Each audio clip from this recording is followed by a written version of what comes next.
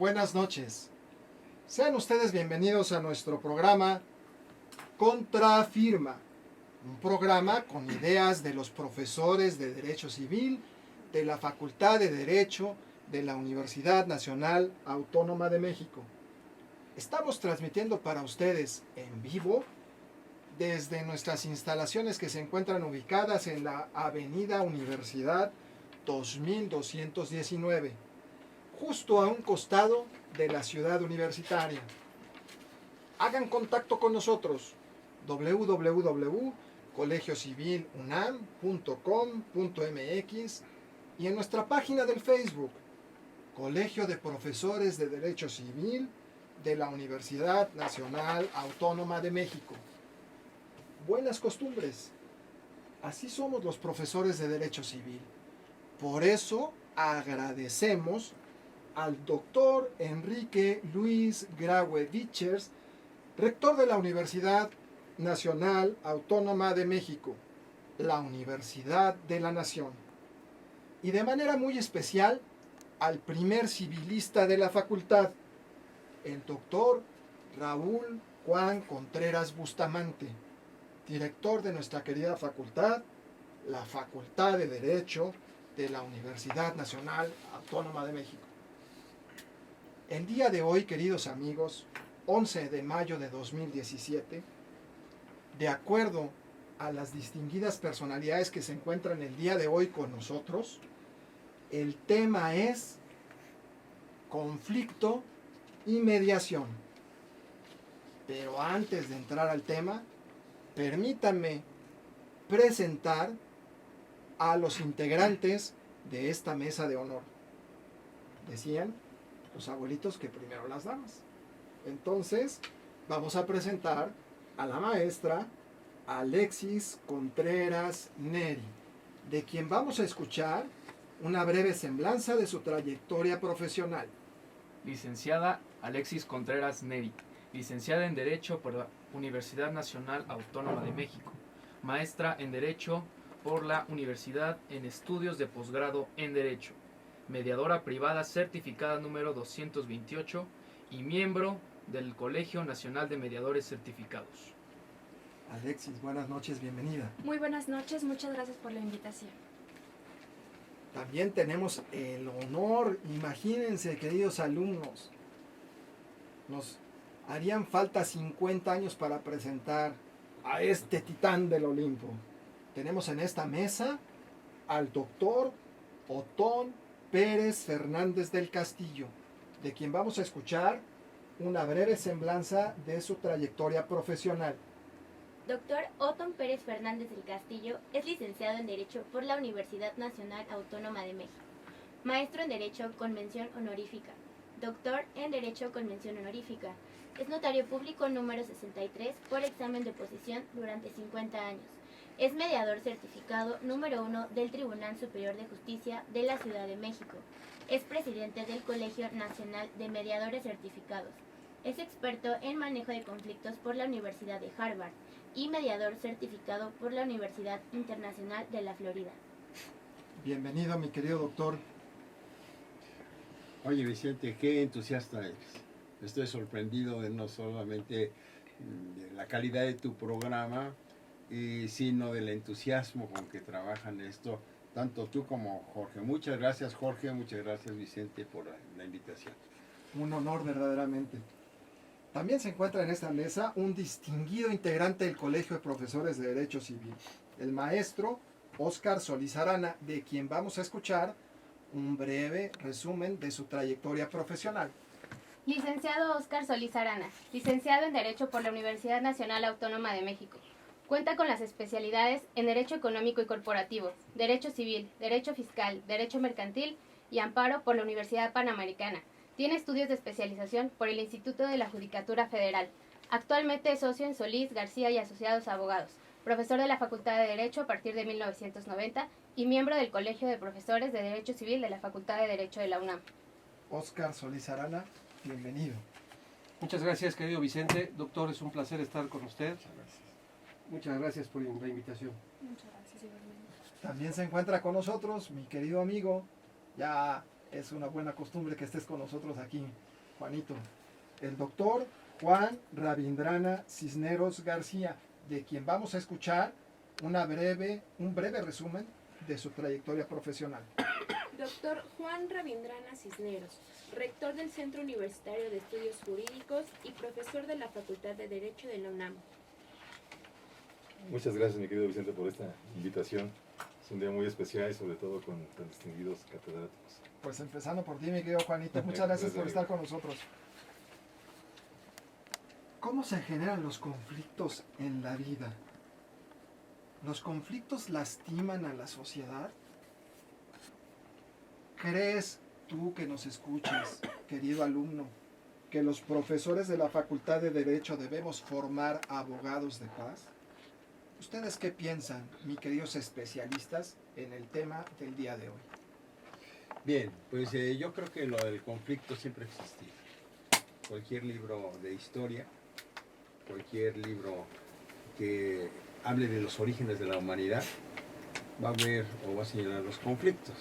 No han pasado ni 3 capítulos de la Biblia cuando ya Caín mató a Abel, ¿no? De tal manera que, y además habría que pensar si él confiesa su asesinato o no, fratricida. Y él dice, no, pero si, ¿qué acaso yo soy el guardián de mi hermano? No sé dónde anda, ¿verdad? Y lo va a negar. Van a pasar muchos siglos hasta que se descubre la tumba de Tutankamón. Y uno de los textos más antiguos, que es el Libro de los Muertos, nos narra esa defensa del alma que va a rendir. Una cosa muy curiosa, a diferencia de los latinos y los griegos, no va a ser ante el juez, que es un abogado, por cierto, ¿no? Sino va a ser frente al dios de la justicia, diferente de la latina, porque la diosa de la latina siempre tiene los ojos vendados, de ahí que algunos abogados dicen que dan palos de ciego, porque no, ya sé que es la imparcialidad, pero de todas maneras no alcanza a vislumbrar qué es lo que está sucediendo. En cambio, el dios de la justicia egipcio es un ojo. Fíjate qué contraste. Y el que va a dar el paso al mundo de ultratumba va a ser un interrogatorio a la persona que quiera decir, y lo va a juzgar.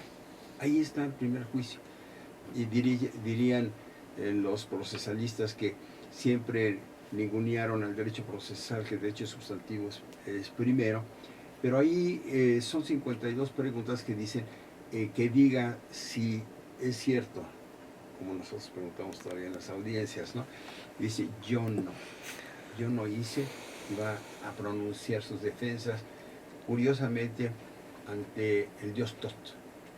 Y el dios Tot es nada menos que el escriba de los dioses y el dios de los escribas, que es el viejo abuelo de los notarios, quien toma nota y con esa pluma pone en un platillo de la balanza, y del otro lado está el corazón de la persona que pretende entrar al mundo de ultratumba. Desde ahí empiezan a juzgarse los hombres. Van a pasar otros muchos siglos, milenios, antes de que Yetro, ¿se acuerdan quién es Yetro? Es el papá de Séfora. Las abogadas que están aquí se han de acordar qué es Séfora. Ah, sí, es una tienda que vende papelería, ¿no? Es que Séfora era la hermosísima esposa de Moisés. Moisés era una persona que había acumulado todos los poderes. Era líder espiritual, era líder político, y si tuviéramos los 3 poderes, tenía el poder ejecutivo, tenía el poder legislativo porque hizo las leyes, se trajo los 10 mandamientos, y más el Levítico que él escribió, y empezó a juzgar. Y entonces Yetro fue a hablar con él y dice, no inventes, no ves a tus hijos, no ves a mis nietos, no ves a mi hija, no descuides a mi hija, por favor, porque está muy guapa. Yo creo que eso le dijo. Y entonces, en ese momento, Moisés establece un régimen judicial, aconsejado por su suegro. Le dice, ¿sabes qué? Escoge dentro de los mejores hombres del pueblo, a los más sabios, fíjate qué interesante, a los más prudentes y una cosa especial, y que no sean codiciosos, porque la codicia es el principio de todos los males. El tema fue que solamente escogió a 100 hombres, porque desde ahí se arranca un monopolio de los varones, y durante muchos siglos está así, menos en Irán, porque en Irán, se acordarán ustedes que de alguna manera siguen esta tendencia, y lo que van a lograr es que no hay mujeres jueces. En Irán ganaron la guerra los ayatolás, son fundamentalistas, extremistas en esto, y dijeron solo los varones pueden dictar justicia. Siglo XXI. Nosotros invitamos a México a una premio Nobel de la Paz, juez y única magistrada que había en Irán, a Shirin Ebadi, y la trajimos a uno de los congresos que hemos hecho de mediación. Llevamos 17 congresos. Este 17º congreso va a ser el 16, 17 y 18 de agosto. Perdóname la publicidad. Bienvenido, bienvenido. Si quiere repetirlo, por favor. Sí, es el 16, 17 y 18 de agosto.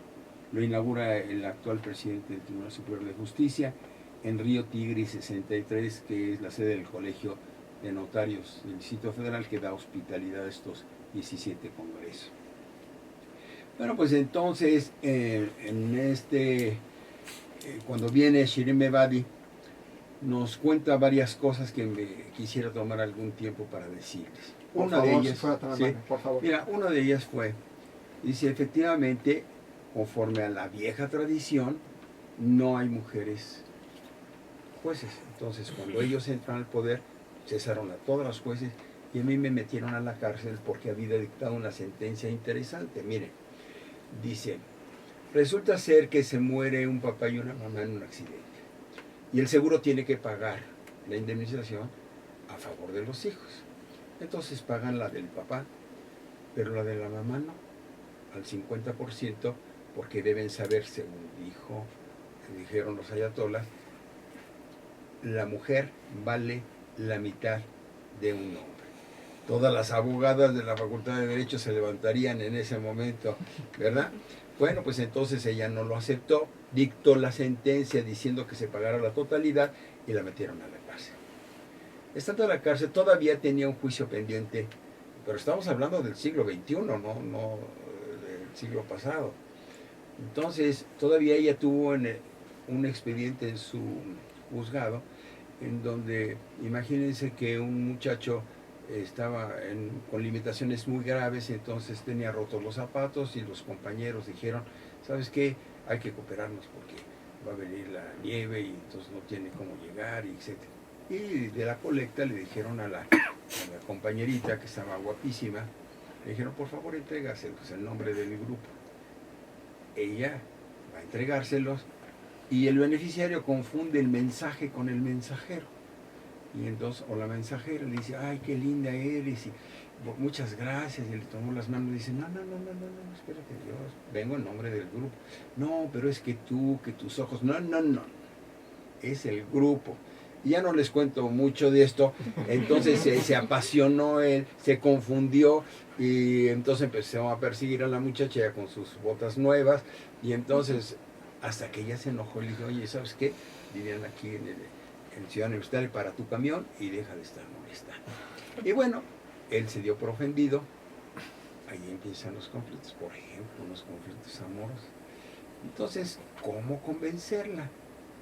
Pues, él estuvo esperando en la puerta de su casa cuando la vio llegar y le dijo, ya estás aquí molestando otra vez. Entonces él no aguantó, traía un vaso en la mano, era ácido, se lo echó en la cara, ella con las manos se trata de limpiar y entonces se le va toda la piel y demás, se queda ciega. Dice, ahora sí ya me vas a querer, ¿verdad? Entonces ahora sí te vas a casar conmigo. El punto es que llega al tribunal y es ojo por ojo. Entonces el joven dice, a ver, yo no estoy de acuerdo porque la muchacha ya la operaron. Ella dice que está ciega, Pero de ahí a probar que esté ciega es otra cosa. Entonces, pido que le saquen los ojos, primero. Y estoy de acuerdo, yo le quité la dejé ciega, entonces, como es la mitad, vale la mitad de un hombre, me sacan un ojo a mí por 2 de ellos. Siglo XXI, en este momento, en Irán. Bueno, entre nosotros es diferente y parece que entonces la justicia sí funciona. Falso. En toda la Europa hay una revolución en contra de la justicia tradicional. Al grado tal que hay un auge de la mediación que tiene, o sea, a partir del siglo XXI, insólita. Entonces yo estuve ahí en 1998 y en la UIA, la Unión de los Abogados Franceses, nos convocaron y entonces en un congreso estaban pues en una sala los fiscalistas y en otro los civilistas y los procesalistas y purosistas. Y cuando fue la sesión solemne, la única materia solemne fue la mediación. Y dije, pero ¿por qué la mediación? Bueno, pues es que entonces resulta que están en una crisis económica todos los países europeos que acabaron diciendo con su lema, ¿sabes qué? No hay que hacer pleitos. ¿Sabes qué? Hay que hacer negocios, porque si no nos van a tragar los tigres del Pacífico. Y entonces, les cuento brevemente, no sé si puedo contarle después del corte, una anécdota muy interesante. Por lo pronto sí te quiero decir que cómo van a ser socios los enemigos de siempre. Acuérdate que Inglaterra y Francia tuvieron una guerrita que nada más se llamó la Guerra de los 100 años. ¿Quién se va a pelear 100 años? Pero les tengo otra guerrita para después del receso. Estamos con ustedes en su programa Contrafirma. Vamos a hacer un breve corte y estaremos de regreso.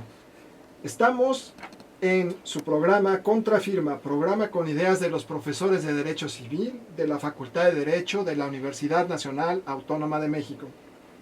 Les recordamos que estamos transmitiendo en vivo desde nuestras instalaciones que se encuentran ubicadas en la Avenida Universidad 2219, justo a un costado de la ciudad universitaria.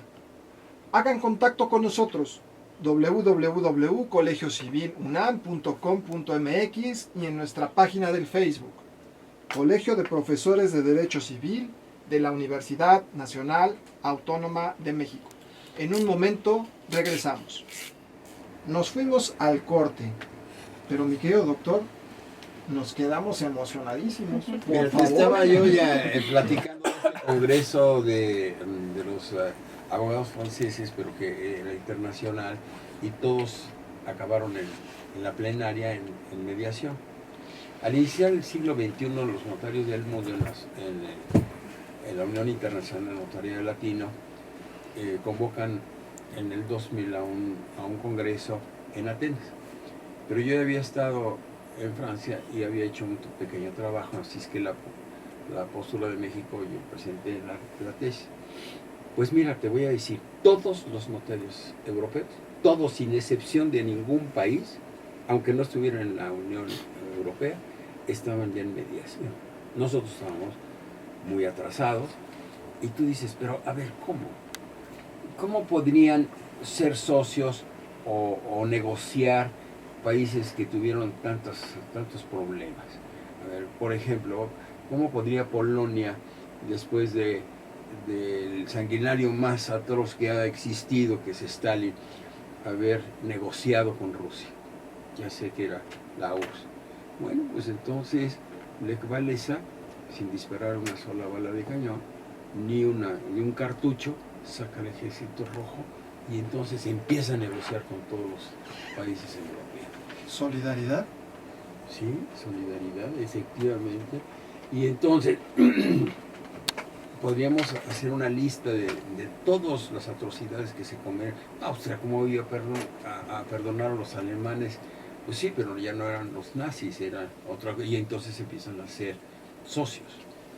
Entonces hagamos negocios, no pleitos.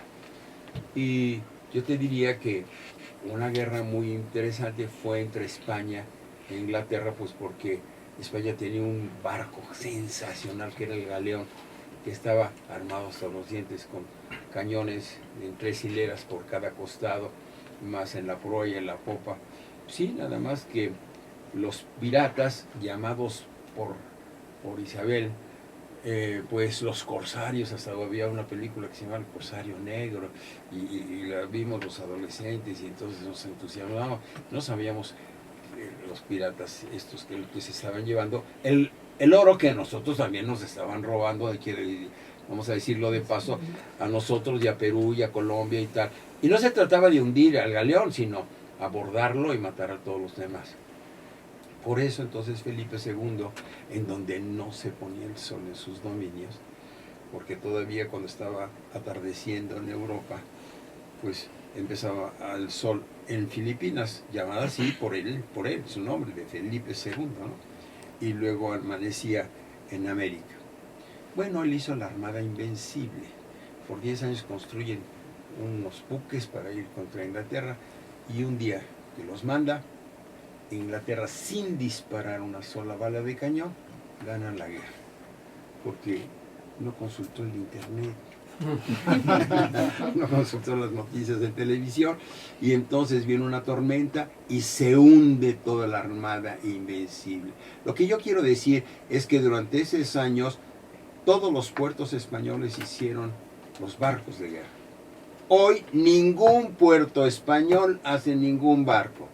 Ningún país europeo tiene el dominio. Solamente se salva Ámsterdam.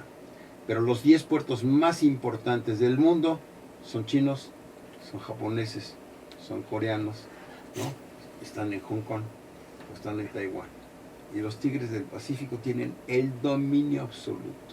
Aunque tú me digas, sí, pero después de que gana Inglaterra, Inglaterra se vuelve la reina de los mares, y se va hasta África y hasta el sudeste asiático. Lo va a destrozar los submarinos nazis, y vienen los acorazados norteamericanos y los portaaviones. Ya no sirven, ya no sirven. ¿Qué tiene que hacer un portaavión o qué tiene que hacer un acorazado con los misiles intercontinentales? No sé si me estoy explicando. Sí, claro. Bueno, pues entonces yo lo que te quiero decir, regresemos a México.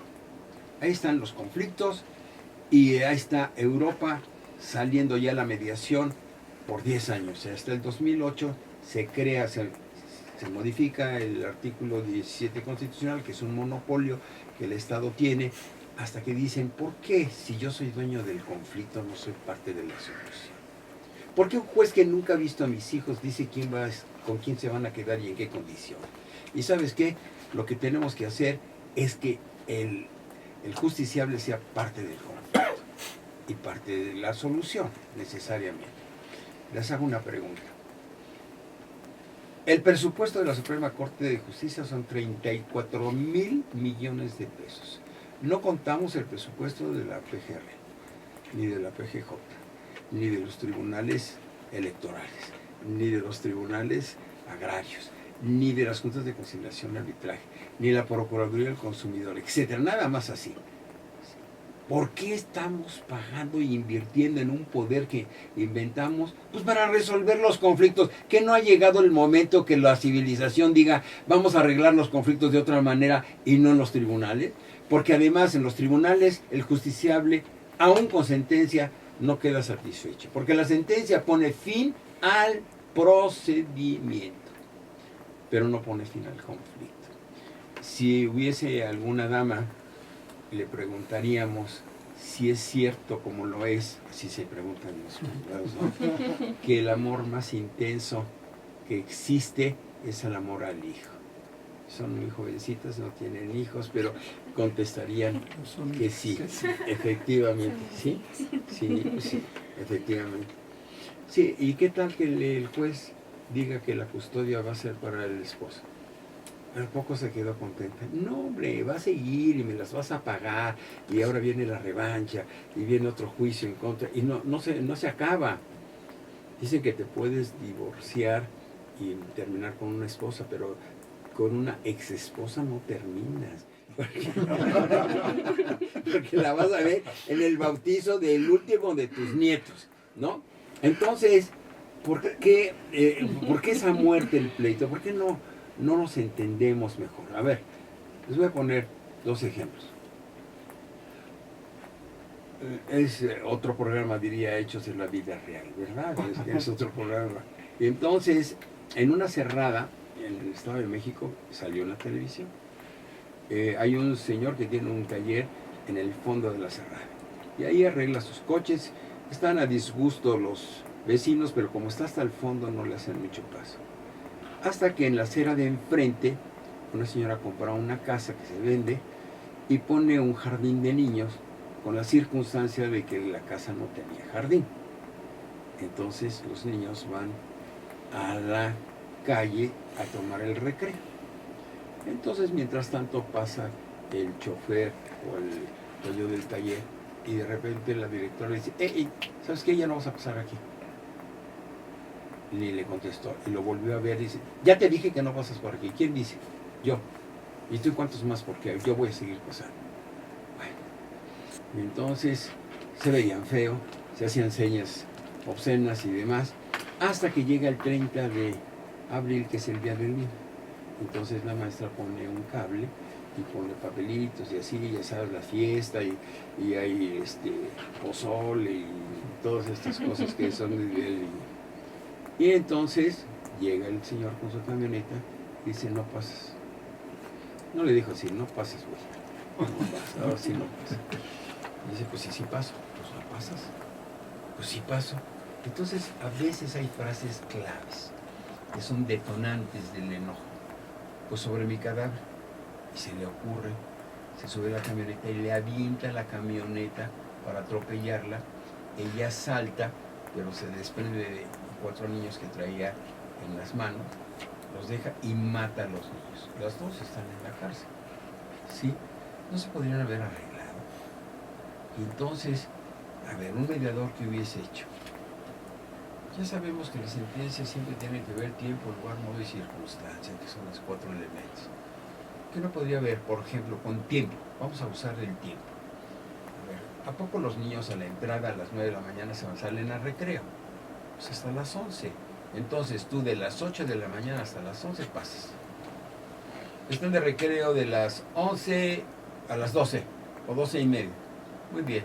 Los niños se van a las 2, pues quédate toda la tarde y se distribuyen por tiempo y hubieran arreglado sensatamente. Pero cuando las personas se obcecan en que yo gano y tú pierdes, bueno, pues entonces el berrinche hace que entremos en un conflicto que trajo como consecuencia el homicidio de los niños. Lugar, tiempo, lugar. Pues, a ver, ¿qué me hubiera pasado que ilegalmente dijeran la calle la dividimos en 2, del lado izquierdo y del lado derecho? Yo circulo de la mitad de la calle del lado derecho y tú tienes tu salón de recreos o tu patio de recreos, es toda la calle hasta el final. ¿Se fijan ustedes que sí se podríamos razonablemente llegar a acuerdos? Bueno, pues esto ha venido a revolucionar porque en un juicio uno gana, pero el otro pierde. El demandado no probó su defensa y excepciones, en consecuencia se le condena y tal, ¿no? Pero no empatan, uno gana y otro pierde. En la mediación se trata de que nadie pierda. En la primera clase que yo recibí en Harvard puso un ejemplo Roger Fisher, que es un genio, eso digo yo. Entonces, dice que unas hijas de una señora que estaba en su computadora entretenida haciendo una cosa de su trabajo, se estaban peleando y entonces de repente la señora, ¿qué están haciendo? Miren nada más, están gritando, ya estoy harta de que gritan. Y luego las mamás gritan más que... Sí, cállense. Entonces siguen gritando. Entonces tomó ¿cuál es el problema? Las naranjas, a ver, trae la naranja. Ya, cada quien. Y hasta dicen que es salomónica, porque partió la naranja, sí, pero el Salomón no partió el niño. No, simplemente tenía otro conocimiento que era la neurolingüística, el lenguaje corporal. Entonces se dio cuenta por el lenguaje corporal quién era la mamá y quién no era la mamá. Es lo mismo que Sancho, que sigue las instrucciones de su maestro Don Quijote, cuando llega la doncella a decir que ha sido violada por el soldado, y le dice, no, yo no la violé, yo ni la toqué, y entonces, ¿por quién va a resolver? Entonces se le ocurre, siguiendo los consejos de su maestro el Quijote, tomar una bolsa de cuero, le pone ahí unas monedas, 3 monedas de oro, y cierra la bolsa y se la avienta al soldado, y le dice a la dama, esas monedas son tu remuneración por los daños y perjuicios, si se los quitas, son tuyas. Y el otro salta, le pica los ojos y todo lo que tú quieras, y de repente dice, ¡ah, ya gané! Y dice, no, si hubieras defendido tu honra como defendiste las monedas, no te hubieran atropellado. Y entonces el mediador empieza a entrar a cosas que no entra el juez, como son los sentimientos, como son las emociones, que son las que determinan las acciones de los seres humanos. Entonces, porque una de las emociones es la ira, el enojo, y entonces gran parte del derecho penal es eso. ¿Por qué le dieron 50 cuchilladas si con una era suficiente? Pues porque había un enojo, ¿no? ¿Y por qué le dieron 20 balazos si con una era suficiente? Y entonces empiezas a entrar al corazón del conflicto. Y te encuentras que los tratadistas dicen que es como un iceberg. El conflicto que se presenta en los tribunales es la punta del iceberg, pero abajo son el verdadero conflicto, y el mediador tiene que conocer integralmente el conflicto para poner la solución, que no es la justicia, es algo importante, es la paz.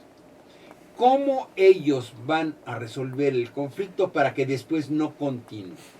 Porque hemos visto juicios que duran más de 50 años. El famoso conflicto de Bernalejo duró 52 años el Supremo Tribunal Agrario en resolverlo, y a la mitad pues fue una matazón ahí, ¿verdad? Vamos a hacer un breve corte. Les recordamos que están en su programa Contrafirma, un programa con ideas de los profesores de Derecho Civil de la Facultad de Derecho de la Universidad Nacional Autónoma de México. Estamos transmitiendo para ustedes en vivo desde las instalaciones que se encuentran ubicadas en la Avenida Universidad 2219, justo a un costado de la ciudad universitaria. Hagan contacto con nosotros www.colegiocivilunam.com.mx y en nuestra página del Facebook, Colegio de Profesores de Derecho Civil de la Universidad Nacional Autónoma de México. En un momento, regresamos. Cuando nos fuimos al corte, estábamos muy emocionados, pero quisiéramos saber algunas cosas, mi querido doctor, que los especialistas de la mesa tienen algunas preguntas que hacerle. Por favor, mi querida Alexis, por favor. Claro que sí. Y primero que nada, muchas gracias por la invitación. Es un honor estar en esta mesa con grandes maestros y principalmente con el recién homenajeado, el doctor Otón Pérez Fernández del Castillo. Doctor, muchas gracias por sus enseñanzas. Es un maestro de vida. Gracias por compartir con nosotros todas sus experiencias. Y bueno, nos gustaría mucho que nos platicara cuáles son las ventajas de la mediación, doctor. ¿Por qué debemos de recurrir a este mecanismo alternativo de justicia? Platíquenos, por favor. Mire, cuando menos hay 3 ventajas importantísimas. Hay juicios, como te decía hace un momento, el juicio del Tribunal Agrario de Bernalejo duró 52 años y finalmente se tuvieron que pagar 60 millones de indemnización porque los indígenas que perdieron encerraron en la iglesia a los ejidatarios y los tuvieron ahí para incendiar, para quemarlos vivos. Y entonces el secretario de Agrario tuvo que volar con el helicóptero más rápido del ejército para que no los quemaran, porque hubiéramos salido en todos los periódicos como una resolución atroz. ¿Y por qué el tribunal se equivocó? De los 700 ejidatarios originales quedaban 200, ellos dijeron, ustedes ganaron, pues sí, pero aquí se mueren todos.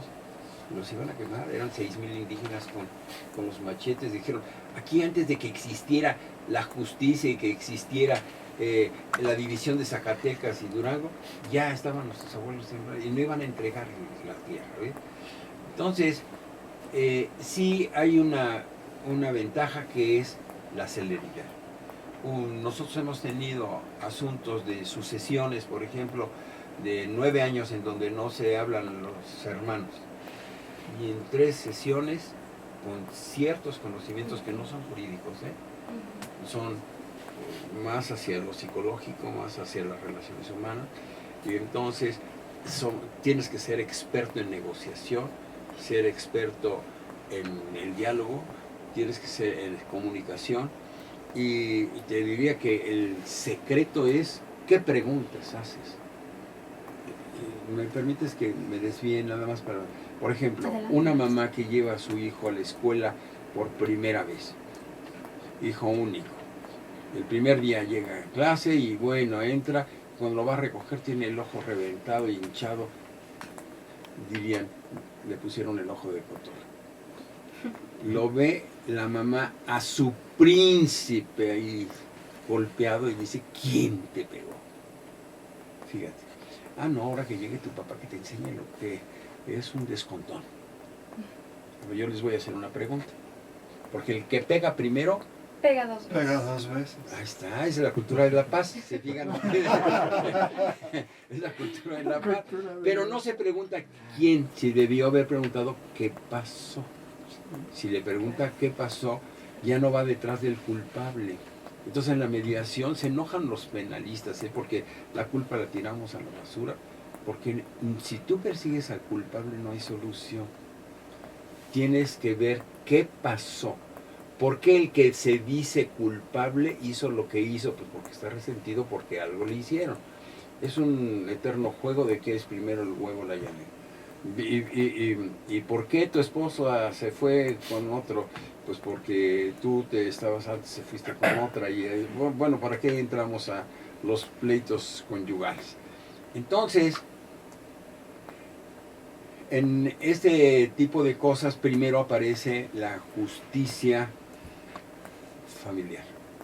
Y entonces en la justicia familiar tenemos que entrar a los sentimientos. Porque si tú no te entras a las emociones, no vas a solucionar. Algunas cosas son jurídicas. A ver, maestro, usted es que es un gran civilista, ¿no? Don Jorge, mire, por ejemplo, una persona dice, bueno, que se vaya mi esposa de aquí, porque yo soy dueño de mi condominio. El condominio es mío, así es que ella se va. Yo tengo la escritura. Bueno, pues entonces un juez extremadamente civilista dice, pues no lo puedo sacar porque tiene la escritura. Pero hay otro enfoque, no por el interés superior del niño, porque si ahorita lo corremos de aquí, entonces el niño va a perder todas sus amistades, todos sus vínculos, todos sus compañeros, va a llegar a otra escuela a sufrir bullying, va a estar llorando de tristeza, entonces le dicen, no, tú tendrás la escritura, pero sales. No, pero no me puedes sacar porque yo soy dueño. Sí, pero tú estás obligado dentro de la pensión alimenticia, en el 308, pues a la casa, a la habitación. Y entonces por ahí empiezan a resolverse los conflictos. El tema es entrar y reconstruir los sentimientos que traigan como consecuencia que nadie pierda. En el ejemplo que les puse de la naranja, Roger Fisher dice, bueno, si tuviéramos un cuadro, a veces uno gana y otro pierde. Inclusive tiene una manera de decir los distintos puntos en donde están los distintos personas que están en el conflicto. Dice, bueno, siempre uno gana, entonces tú te llevas toda la naranja y el otro no tiene nada. O la comparten, y en el mejor de los casos es el 50-50. Pero ¿qué pasaría si en lugar de decir, ¿qué pasa? ¿Para qué quieres la naranja? Entonces dice una argentina mediadora increíble, dice, dime qué preguntas y yo te diré qué clase de mediador eres. Porque como tú enfoques el conflicto, vas a encontrar la naturaleza y el porqué del conflicto. Y entonces dice, si le hubiera preguntado, ¿para qué quieres la naranja? Ah, pues es claro que para el jugo. A ver, pregúntale, ¿para qué quieres? Pues sí, para hacer jugo. Pero le preguntas a la otra y la otra dice, es que el sábado es el cumpleaños de la abuela y estoy haciendo un pastel y yo quiero la cáscara para rallarla y aromatizar el pastel. Y entonces cada quien hubiera obtenido el 100%, no el 50%. Porque ahora en los accidentes automovilísticos hasta los aseguradores, ¿cómo se llaman los del seguro? Ajustadores se creen mediadores, ¿no? Cada quien su golpe, ya aquí ya murió cada quien su golpe. Bueno, es una forma. Una es más satisfactorio, más rápido, menos costoso y finalmente que se soluciona el conflicto, no el procedimiento, porque después de la sentencia el conflicto sigue. Mi querido Juanito, ¿querías preguntar algo? Sí, pues muy enriquecedora la plática con el doctor. Nosotros que nos hemos dedicado un poquito al tema familiar, ¿verdad? Que Sí. hemos hecho ya ahí varios pues incluso unos programas. Es lo que siempre hemos dicho, ¿no? O sea, todo el mundo pelea al 100%. Es una cultura de la violencia, ¿no? Dicen, el abogado está acostumbrado a pelear, o así se identifica. Sí. Y desafortunadamente no hay mucha gente de paz, ¿no? Y el tema de la mediación yo creo que es muy importante para dejar a un lado, porque vamos, los juzgados familiares está repleto de expedientes, no se le ve para cuándo, como bien dice, nunca nadie queda satisfecho de esos juicios, y muchas de las ocasiones quien resulta más perjudicado del juicio de esos larguísimos siempre son los niños. Y no, maestro, la verdad es que sí, compartimos completamente su opinión. Y yo quisiera hacer una pregunta, maestro. Sí. ¿Qué tipos de mediación existen, maestro? Mire, está la mediación familiar, desde luego fue la primera en el 2008. Enseguida siguió la mediación civil, pero habría que señalar, unas son los problemas de propiedad, otros son los problemas del usufructo, otros son del mal manejo del usufructo. Hijo, qué lástima que tenemos tan poco tiempo, porque fíjate, a ver, en un divorcio, entonces la mamá dice, yo quiero la casa, y el papá dice, no, la casa no te la doy. Pues la casa o no hay divorcio. No, pues no hay divorcio, pero la casa no te la voy a dar. Dice, me has hecho infeliz 15 años y todavía te voy a dar tu helado de vainilla, ¿no? Te cuento un caso real, ¿eh? Sí. Entonces, acaban por transigir. La mediación no es transacción. En 1944 sí da algunos puntos cuando las partes haciéndose recíprocas concesiones. Porque si alguien quiere el 100%, no hay arreglo. Si uno gana todo, nadie puede ganar todo y el otro perder todo. Nadie tampoco es absolutamente culpable y el otro es inocente. Entonces, pero no nos vamos a ir por allá, sino por la satisfacción. ¿Qué quieres en verdad? Entonces el esposo dijo, bueno, pues ni tú ni yo, la casa para la niña. Fíjate qué gravedad. Ponen la casa a nombre de la niña. ¿Tú crees que la niña siempre le dices, tráeme un vaso de agua y te lo va a traer? Pero crecen. Entonces esta niña reprobó segundo de prepa porque iba a estudiar Derecho y reprobó matemáticas, química, física y todas esas materias, ¿no? De las cuales yo tampoco sé nada. Entonces, la mamá la regaña. Dice, bueno, pues me voy a la prepa abierta. No, ¿qué prepa abierta? Si en la prepa con horarios y con maestros y sistematizada no sales, pues así es que te vas a presentar tus exámenes. ¿No sabes qué? Ya no quiero estudiar. No, si no te estoy preguntando, vas a estudiar. No voy a estudiar. Es más, viene una frase tremenda para la señora. En este momento me voy con mi papá. Wow, no sabes lo que es eso. Y se fue con el papá. Y le dijo todavía la mamá, bueno, a ver, vamos a ver. No, es que ya no quiero, porque estoy trabajando. ¿Tú estás trabajando? ¿Cuándo trabajas? Soy modelo. ¿Tú eres modelo? Soy modelo, mira, salí en esta revista. Yo la tengo, ¿eh? Porque la vi, no lo crees. No, ¿tú no crees que una niña de 17 años que hace fitness esté como está? Y está como se la están imaginando los juristas que la están imaginando. Y entonces, efectivamente salió con un trapitito y entonces Le dijo, sí, es que yo gano más de lo que tú ganas en tu trabajo. Se fue con su papá y le dijo, bueno, ¿y por qué te quieres venir? Pues que no quiero trabajar. Entonces le dijo, bueno, a ver, te voy a dar el BMW convertible deportivo que yo tengo, pero ya no estés saliendo en esas revistas, ya mejor. Sí puedes salir, pero no en esas condiciones.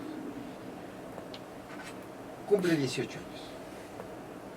Y fíjate lo que es un mal negocio o una mala planeación del divorcio. Entonces el papá, que tenía consentida a la niña, que le daba un carrazo y que le da todos los caprichos, que no siempre es la mejor educación, le dice, ¿sabes qué? Voy a ampliar mis oficinas, dile a tu mamá que me entregue la casa, porque es tuya. Así es que ve y se la pides. ¡Wow! Entonces la señora dice, pues no te la entrego, pues es mía, aquí está la escritura. Y van con el notario de aquí del Distrito Federal, que por cierto de repente dijo, no, pues este es un problema, vayan con otro. No, yo no lo metí en el problema está allá. Y ¿sabes qué es el mal manejo del usufructo? Porque si ella hubiese hecho, tú eres la propietaria, pero yo tengo el usufructo vitalicio, y no se lo saben manejar, no sé si me estoy explicando. Entonces, en estos casos, a veces te presentan un problema que lo que primero tienes que hacer es saber qué clase de problema es. Por ejemplo, una persona convence a 50,000 agremiados del sindicato que hay que hacer el edificio sindical. Los convence y se pone el pie el edificio, y suele suceder que el edificio lo puso a su nombre en lugar del sindicato. Bueno, entonces dice, vienen los abogados y dicen, es un problema laboral. En realidad no es un problema laboral, aquí hay puros civilistas, es un problema de propiedad, ¿no? Le digo, bueno, pero a ver, entonces vamos a hablar con el líder. No, es que ya se murió. Bueno, a ver, entonces, ¿quién es el nuevo secretario general del sindicato? Su hijo. No, pues no hay problema, pues es el hijo. Pues, no, bueno, a ver, licenciado. Entonces, él es el heredero. Pues, no, licenciado, es que mire, aquí está el líder. Y él trabajaba en el sindicato. Y en el sindicato tenía una amiga, una colaboradora, y el niño es de esa amiga, que no es la esposa. Entonces en el testamento está la esposa, pero están dos niñas. Y entonces esta mamá le dijo a sus niñas que ellas no podían ver a este, que era un bastardo, porque además es de la edad de las niñas. O sea que el otro tiraba por todos lados, ¿no? Entonces, fíjate, el veneno que siembra una mamá en sus hijas, ni 10 psiquiatras lo sacan. Pero lo puedes arreglar en mediación. ¿Ves? Y finalmente, lo que empezó siendo un problema laboral, y después civil, y después sucesorio, bueno, pues viene a ser otro tipo de problema, que es el arreglo de los hermanos. Y más allá de la mamá, ¿cómo podemos enlazar a los hermanos para que esto se arregle? ¿Me explico? Entonces entras al fondo del problema humano, no del problema jurídico. Entonces se soluciona, me estoy explicando. Entonces, según los conflictos, mira, civil, mercantil, familiar, justicia para adolescentes, penal, eso es lo que está en la ley. Pero ahorita hay energética, ya está en la ley. Hay la mediación escolar. Pues es más, nosotros somos pioneros en todo el país, porque tenemos un centro de mediación escolar universitaria, primero en toda América Latina. Ahí nomás para que sepa el público que ya lo tenemos en la Facultad de Derecho. Entonces, ha proliferado tanto, bueno, que es la vecinal, es la condominal. Por ejemplo, ahorita acabamos de capacitar a 1,500 administradores de condominio, porque se reforma la ley de condominio y dice, todo condominio tiene que tener un comité de mediación. Porque ¿a dónde van? No van a los tribunales, ¿sabes a dónde van? Van a la Procuraduría Social. ¿Sabes cuántos conciliadores tienen? 20. ¿Sabes cuántos condominios somos? 4 millones. No van a poder. Entonces capacitamos a 1,400 administradores, no para que sean mediadores profesionales, sino que sea la primera barrera para tratar de solucionar el conflicto. Tenemos una última pregunta, doctor. Aprovechando Lo su que digas. capacidad, mi querido doctor, mediación preventiva, porque al final de la reforma que hubo el 20 de agosto del 2015 se introdujo la posibilidad de que hubiera mediación preventiva. Si no estamos hablando de transacción, porque la transacción, mientras no haya un conflicto o mientras no haya una relación, pues no puede existir la transacción. ¿Qué pasa con la mediación preventiva? Mira, la mediación preventiva no está funcionando tanto porque el conflicto no se presenta, entonces nadie lo sabe. Digamos que entre los principios básicos de la mediación es la voluntariedad. La gente va con el mediador porque quiere. A diferencia del juez cívico que dice, te cito, apercibido de arresto por 36 horas. Entonces, no, pues sí voy, pero me las vas a pagar. Entonces ya va predispuesto, en lugar de solucionar, vas a provocar más. Entonces, la voluntariedad no se va a dar en la prevención más que por personas que verdaderamente sean cultas en esta materia. Entonces diga, antes de que estalle la bomba, vamos a desactivarla. Porque otra cosa que debe ver el mediador es qué conflictos detonan más rápido y qué conflictos tienen la mecha más larga. Porque hay personas que solititas son conflictivas, solititas, no tienes que hacerle nada. Y no necesariamente tienen que ser adolescentes, tienen que ser, sí, que adolecen, ¿no? Entonces no funciona tanto la prevención, sí está, pero el problema es quién va a acudir a prevenir un conflicto que todavía no se ha detonado. Ahí todavía hay la negociación. La diferencia de negociación con la mediación es que tú y yo podemos negociar sin necesidad de un tercero imparcial que ayude a resolver a través del diálogo y a través de la comunicación. Bueno, entonces vamos a negociar. Y muchas veces lo puedes negociar. Una persona astuta es la que prevé. Ve antes de que se presente el conflicto. Y entonces ese es un genio. De esos no hay muchos. En materia empresarial sí hay. Hay a veces el mediador empresarial que está observando dónde va a tronar el asunto y antes de que truene, pues no, a ver, por ejemplo, te doy un premio porque fuiste el campeón en ventas porque vendiste 1 millón de computadoras. Y entonces vamos a hacerle un premio y un aumento de sueldo. Entonces el jefe de producción se pone celoso y dice, ¿cómo que un premio? Vendí 1 millón de computadoras y que les voy a entregar en 2 meses. No, hombre, no les voy a entregar en 1 año. Y allí hay una pena convencional de 1 millón de pesos si no se entrega puntualmente. Y él se va a encargar que tú no los entregues puntualmente. ¿De dónde salió el pleito? Y que va a tronar a la fábrica. No sé si me estoy explicando. Sí, no sé si es suficiente. Mi querido maestro. Mi querido Jorge, por favor. Doctor, realmente estamos muy contentos por tenerlo a usted, tener primeramente en nuestra Ciudad de México esta ley de justicia alternativa del Tribunal Superior de Justicia y usted ser el mediador número 1 de dicho tribunal. Entonces estamos muy contentos y de pláceme en la comunidad de derecho de haberlo escuchado. Yo le quería preguntar, doctor, nada más, este Congreso Internacional de Derecho Civil que se celebró en 1989 Pues imagínate y con cuánto tiempo. La señorita no había nacido. y con muchos países participantes, ponentes y universidades también, tanto de América Latina como de Europa y de México, universidades, nuestra Facultad de Derecho, nuestra universidad.